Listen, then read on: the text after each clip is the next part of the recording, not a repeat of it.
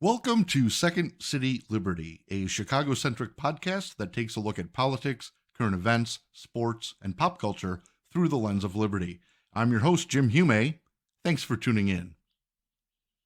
According to a November 2022 study by Northwestern University economists, 1 in 5 Chicago area households experience food insecurity. Black and Latino households are affected by food insecurity at nearly double the rate of white households. Many families and individuals face hunger due to homelessness and inadequate income, while in underserved communities on Chicago's west and south sides, lack of convenient access to stores and markets, creating food deserts in several neighborhoods. There are dozens of NGOs, faith-based institutions, community cooperatives, and nonprofits fighting hunger in the Chicago area, but the one that is near and dear to my heart is the CHIditarod Foundation and their annual CHIditarod Food and Fundraiser. With a name based on the Alaskan dog sled contest, CHIditarod is an urban shopping cart race that scrambles through the streets of Chicago's near West Side neighborhoods in a parade of pageantry. Competing teams design and decorate shopping carts and costumes while also raising money for the foundation and collecting non-perishable food items benefiting the Greater Chicago Food Depository. This year's event is happening this upcoming Saturday, March 4th, 2023. My guests today are a couple of the core organizers of CHIditarod, Leslie Engel and Alysha Balog. Leslie and Alysha, welcome to the podcast. Hello. Thanks for having us, Jim. For sure. Thanks for jumping on. I know you guys are busy with the event coming up next weekend, so I appreciate you taking time.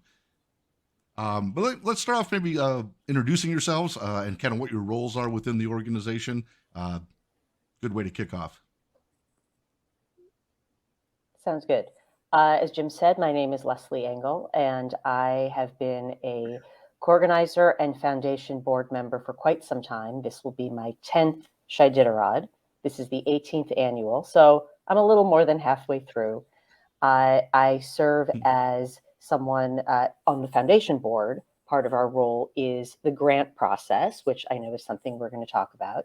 But for the race and the event itself, I am the fundraising and incentives lead and also one of our master judges. And I'm Alysha Balog. I've been a racer since 2015, but actually just recently joined the board in the last year. And so been kind of helping gear up for our first, my first CHIditarod as a kind of board member. Exciting. So you get to see it from all angles. Yes. Full transparency, I've been a racer in this race numerous times as well. Mm-hmm. It's a lot of fun. I've also been involved in some of the grant process, so it's an organization that is like I said, near and dear to my heart, and is an inspiration for sure. Maybe Leslie, you could maybe tell us a little bit about the history of the foundation and how it all got started. Absolutely. Our founder, Devin Breen, had a kind of moment of inspiration and a vision when he went to his first Burning Man. And he turned to one of his mentors, who was from Chicago and also part of the Burning Man community, Tom Laporte. And Tom said, go for it. This is why we do what we do. We go and have our minds, as Devin likes to say, our minds cracked open. And he had a vision of actually borrowing from an event that already existed in both Portland and New York City. They had shopping cart races, but they were rogue. The idea was that the shopping carts and the pub crawl and all the costumes and craziness, they were trying to outrun the police. And in fact, the Portland event no longer exists. The one in New York still exists. It's called the CHIditarod. And they just celebrated their 20-year anniversary. So Devin asked permission of the CHIditarod and said, do you guys mind if we do this here in Chicago? And they said, oh, no, go for it. But Devin was smart because he and his wife, Liz Breen, had a conversation and said, this is Chicago. we are going to get in so much trouble. How do we do this and not get arrested? And immediately it struck him, if we're pushing shopping carts, let's collect food. Let's make this something that is philanthropic instead of just fun. And then we will have the city on our side. And so from the beginning in 2006, we have always been collecting canned goods for a variety of organizations. But as time went on, we eventually just landed on the Greater Chicago Food Depository because they serve so many organizations. Mm-hmm. And then in 2006 was when we actually started collecting money and then began the grant program. So I know it's 100% volunteer driven, which is great. Which is what I love about the event and the organization. How it's all done through volunteers. What motivated you to be involved in the organization, Leslie? So I had first heard about it from a friend of mine who I think we've never figured out exactly what it was, but I think she ran in year 2, because this is just a woman I know who will go and do every single thing in Chicago that's imaginable, and then she just tells people about it. And she had told a story. Let me tell you, the understanding and the vision that I had of what this thing was very different from the reality. But I happened to be doing a different event with a group of friends, and they brought in some other friends, and they really loved what we were doing. And they said, hey, this small group of you, we would like to invite you to join us in March to do something that we think you would like. And it's called CHIditarod. And before my friend Ty had the D in CHIditarod out of her mouth, I said, oh my God, yes. And she said, wait a minute, do you want to know anything? I said, nope, I want to do it. Why? I've heard about this. I have been trying to figure out where the heck it is and how it happens. I want to do it. She said, you realize that we don't race. We run a checkpoint. I said, don't care. Just want to be part of this thing. And so I did. I became a judge in my very first year. Really had no idea what I was signing up for, but I kind of did. And that was it. I was in love. And I believe it was after my second year when they opened up positions for the board. And I said, wait, you mean I can do more with this crazy group of people and do more good? I'm down. And they selected me. Alysha, I know you said you were a racer. You've been involved as a participant. What kind of motivated you to get involved more with the foundation? Yeah. I mean, I mean, a big part of it is I've been racing for so long, and I just saw how much money this just kept generating, and I was kind of mind blown at how such like a really relatively small organization could do so much. I thought that was really, really inspiring, and honestly, just like fighting hunger is just such a basic need. It was just something I really care about. I mean, I hate food waste. I hate that, and like those morals into it of itself. The morals at the standing during participating just spoke to me. And then last year, I got to help with the grant review process for the first time. And that was really really seeing the behind the scenes of like all those grants, reading all those stories, and just seeing how many of these organizations that are trying to do so much with so little, and how a smaller nonprofit can really make a huge impact to some smaller organizations. Was just like, it's like doing the most with the least was really, really exciting. And I wanted more. Yeah, for sure. Again, as someone that was also been involved in some of the decision-making process on the grants, it's really great to see how that money gets used. Maybe Leslie, probably the right one to ask for this, but are there some notable grant programs that really kind of have spoke to you in the past, or even ones that some that are probably a success story over the last decade or so? Sure. Well, from the start, when we only had like $25,000 to give. And so, we were our maximum has historically been a $5,000 grant, which is technically a micro grant. So we knew that if we gave everyone $5,000, we were going to have maybe 5 grants to give. And the first year, the first thing that I fell in love with was an organization called Sukasa. And what they were telling us was their main refrigerator in their soup kitchen was on its last legs, and they couldn't afford to buy another one. And while all of the stories are compelling, we always feel like we want to give everybody all the money, which of course we can't. If I ever win the Powerball, I will make sure that everybody gets a grant. But so far, I have not succeeded in that. I'm clearly not trying hard enough. But what I loved about what Sukasa was asking us for was kind of to the point that Alysha was just making. $5,000 was an insurmountable amount of money for Sukasa, but it was easy for us to give it to them and solve a problem for them for probably the next 10 to 20 years. And that I'm getting chills up my spine again, just thinking about that moment.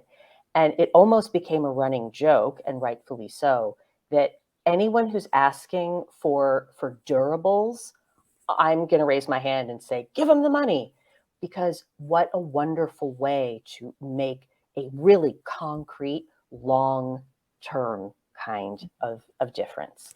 So that was one that was memorable. And also for many years in a row, in fact, we were supporting an organization. The group is called the Figueroa Wu Foundation. And we found out about them because one of our racers worked with one of the founders of this group, and they had just started the Pilsen Food Pantry. They have been a huge success story because really it was a tiny little organization. They had been together and had their charter for like 6 months when they found out about us. We gave them money. We gave them additional money throughout the pandemic. We have seen them move to a much larger space. We have seen them, off the top of my head, I haven't done the full research on this, but it's something like triple or quadruple the number of people who they were able to serve from the start. And that's the sort of thing that just, it makes you feel like first of all, the reminder that we all have so much, that I have the privilege of sitting back and having fun on this day and doing work to help other people, but seeing how just $5,000 can be life-changing is really what it makes my heart sing. Yeah, there's some there's some really great programs, and I know from personal experience with trying to maintain like a love fridge or a community refrigerator that it if that equipment goes down, then that's it. That is like a beacon of food for an entire community. And when I was filling these fridges, we'd do it like like 2 or 3 times a week, and every time we'd go, we'd fill it up, and we'd go back and it'd be empty. So it's really something that people rely on in so many different neighborhoods here in Chicago. That that refrigerator going down is terrible, and being able to replace that with a functioning unit is gonna keep them going for years to come. But there's been other things such as community gardens that I know that have been involved in, and kind of runs the gamut of a bunch of different types of community organizations and nonprofits that have benefited from the efforts of the CHIditarod Foundation. So it's great. One of my favorite groups here in the city. But we do have the event coming up. The race is coming up this Saturday, this weekend. It's a lot of fun. I'm going to try to throw this video on here. I think this is from. That's from year 10. From year 10, yep. Let's see.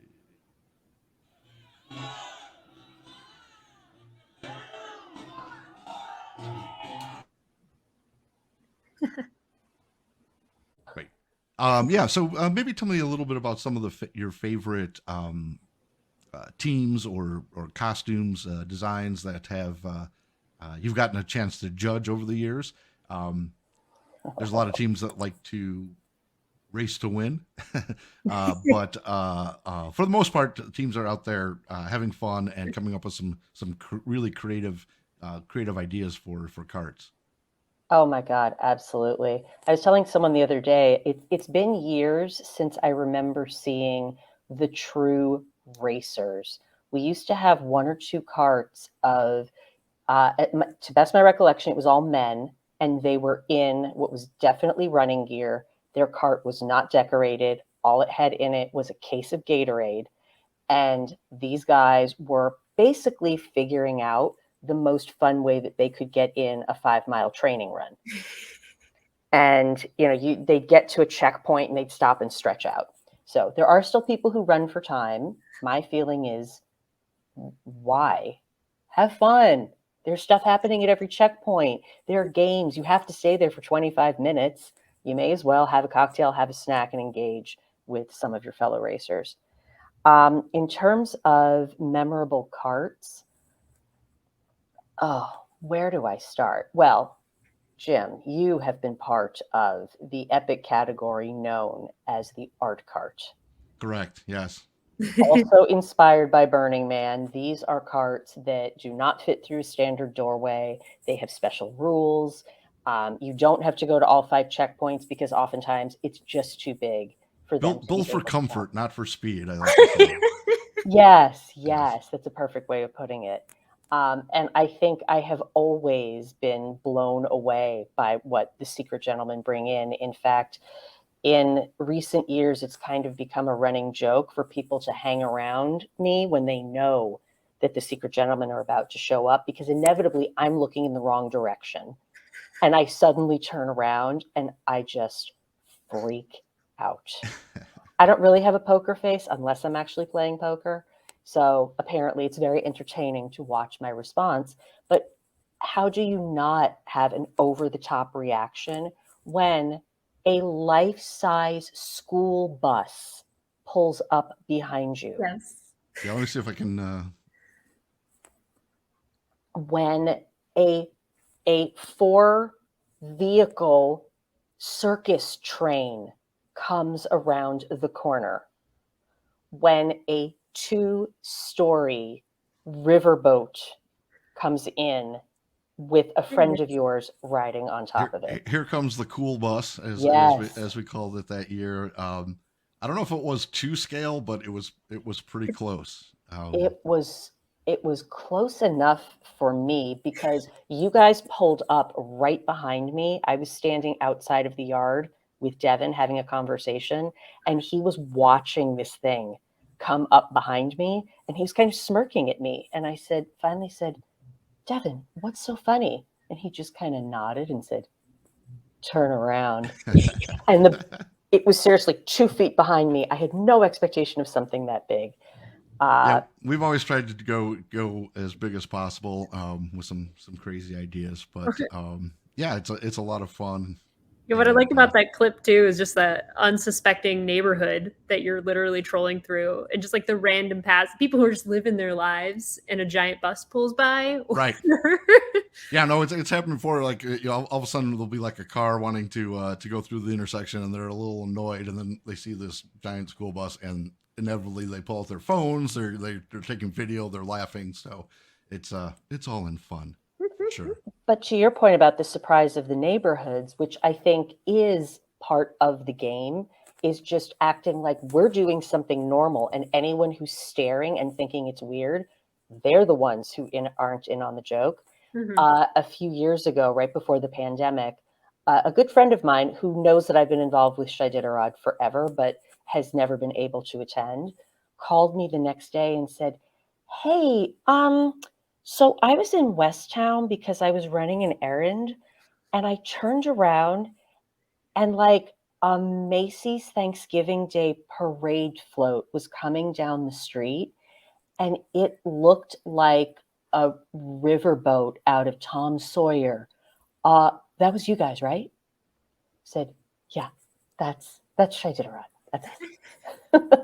Yeah, so maybe to just for people who aren't familiar, explain a little bit about the not necessarily the rules, but like the route and the course and the checkpoints and how that all works.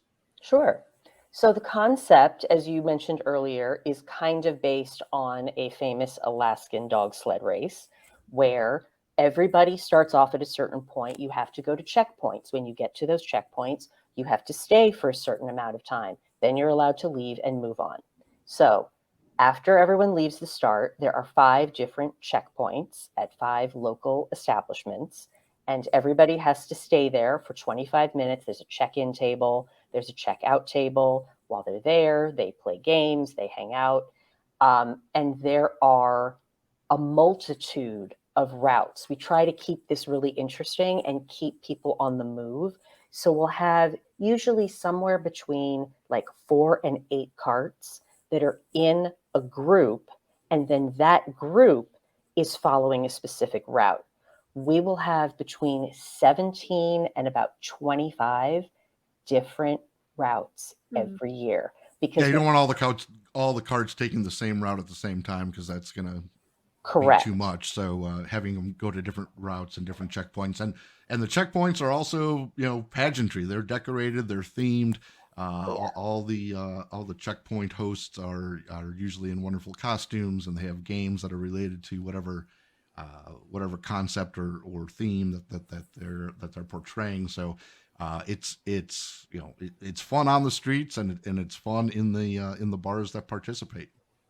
It is. And I am honored to be a part of, we call ourselves Mundus Absurdus is our team name, but that is our checkpoint team. We are at Phyllis's Musical Inn, which is the only checkpoint that has been part of CHIditarod since the very beginning. And it's a tiny little space, but we make it work. And, the general public is allowed to kind of play along with us. The doors are open at all of these establishments. People are still welcome to come in. In fact, when they do, they're helping us out because all of our checkpoints are really generous, and they give us a percentage of the profits that they make on race day. Yeah, right. So kind of attracting the general public to participate in some of the checkpoints is a benefit to the organization for sure. And a way to promote the organization to people who may not even know it exists. No, absolutely. I've talked to so many people that either saw this going by their apartment window, or were in a bar where it happened. They're like, how do I do this next year? And I think that's what keeps growing it and growing it. Do you have an idea of how many racers, how many participants, or how many teams you have going on this year? Yes, we have a slightly smaller field this year. We have 60 carts, and that's at 5 people per cart. You have a musher and 4 dogs, not actual dogs. That's what I'm saying. But so we have 300 racers with 60 carts this year. That's a lot. It's a lot. On average, sometimes we generally have maybe about 90, but we're all still kind of getting used to having a normal life again. Mm-hmm.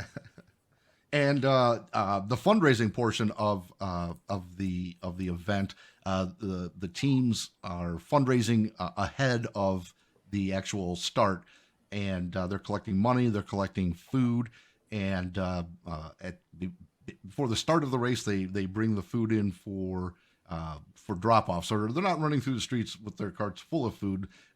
They're bringing in food, but how much food is brought in typically for these events as well?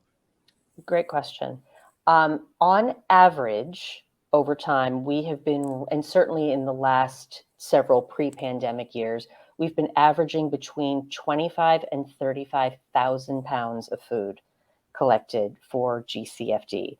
And that to me is actually one of my favorite parts of the day, because as the teams come to check in, every team must bring a minimum of 69 pounds of food. But the vast majority of them go well beyond that. We always have a couple of teams who actually make arrangements to do a drop-off in advance, because we have folks who have been able to collect between 2,000 and 5,000 pounds of food on their own. And so they make a special drop-off in advance. but watching each cart stop between these two 5-ton Greater Chicago Food Depository trucks, and there's a table and there's a scale, and there are people who work for GCFD, and they weigh your food and they thank you and they load it on the truck. And it's so wonderful to see all of that food piling up. And I feel like with the requirement too, it's a nice like tax upon entry, if you will. It keeps the event honest. I feel like there's lots of random charity bar crawls throughout the city, but this one feels the most honest, as in the keeps people come. The people that come really do want to contribute. I mean, it's incredibly easy to get 69 pounds. Yeah, it doesn't take too much, and of course that's what the event's all about. So kind of having that as your way to enter is what it's all about. So the event's always held here in Chicago in early March, and the weather can be interesting. I could remember racing in snow, sleet, rain, 50-degree weather, 60-degree weather, 20-degree weather. It can really be anything at any time. So maybe talk about how different years and different weather conditions have affected the race. Well, I agree. I have seen just about everything in 10 years. In fact, last year, when we had a kind of muted version of the event that we called a block party, CHIditarod, so everyone gathered in the start area. We just never left there so that we could keep everything outside. It got up to 70 degrees, and it was delightful. Bananas. It was. So you were there, Alysha. It was phenomenal, but it also made me laugh because I realized that was 50 degrees warmer than my first CHIditarod. However, we do have a saying, and that is, there's no such thing as bad weather, only poor wardrobe choices. I feel like that's just the Midwest in general, but yes. Right. It should be. I mean, it's the first Saturday in March. Yeah. Well, the difficulty comes in, when you're on a team, on a racing team, and you're planning your costumes and your outfits. It's like a kid on Halloween. If it's cold and I have to put a jacket on, I'm gonna be pouting a little bit because it's too cold. So you have to kind of judge your costume choices accordingly as well. But that's always the hardest. But looking at the 10-day forecast, not to jinx anything, it looks pretty good for next weekend. Let's keep our fingers crossed for that. Yay! For sure.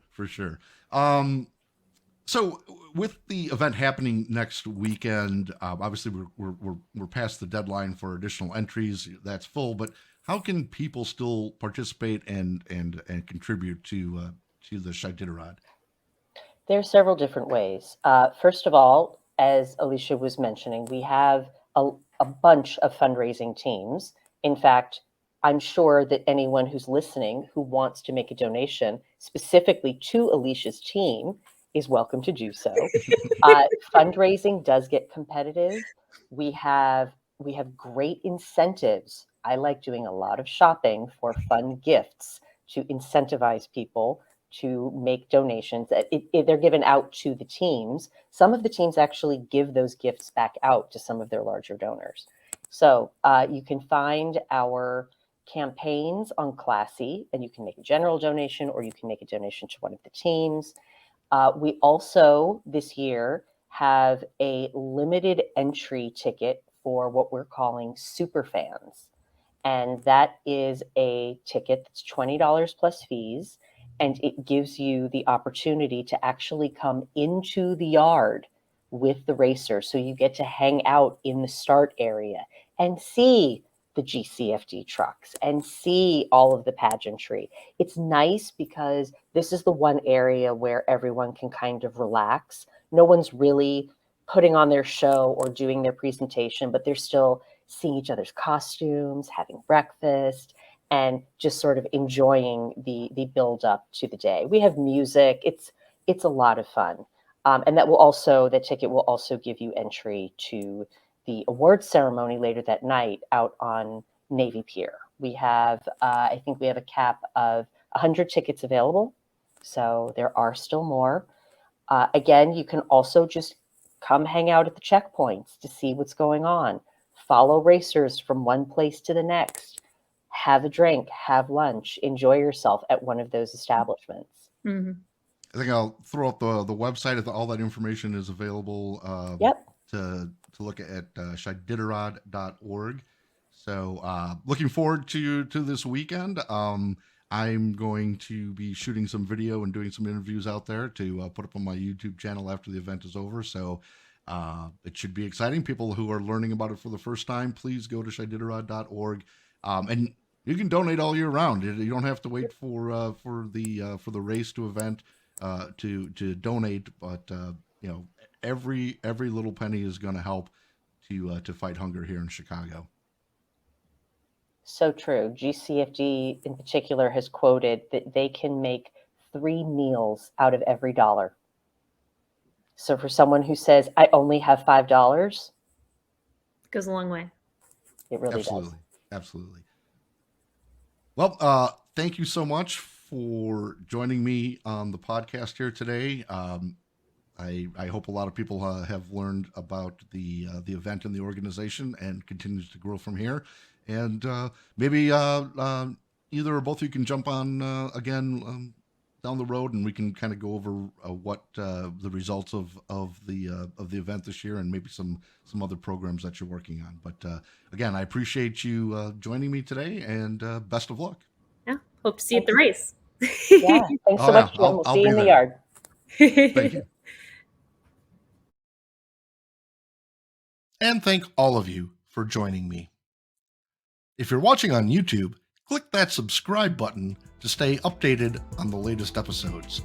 If you're tuning in through Spotify, iHeartRadio, or your favorite podcast app, click follow to stay in the loop. You can also follow me on Twitter at Second City Liberty. That's the number 2, ND City Liberty. Check out my website, www.secondcityliberty.com. And if you have an idea for the show or a guest that you would like to see appear on the podcast, shoot me an email, jim@secondcityliberty.com. Until next time, stay safe, stay strapped, and stay based.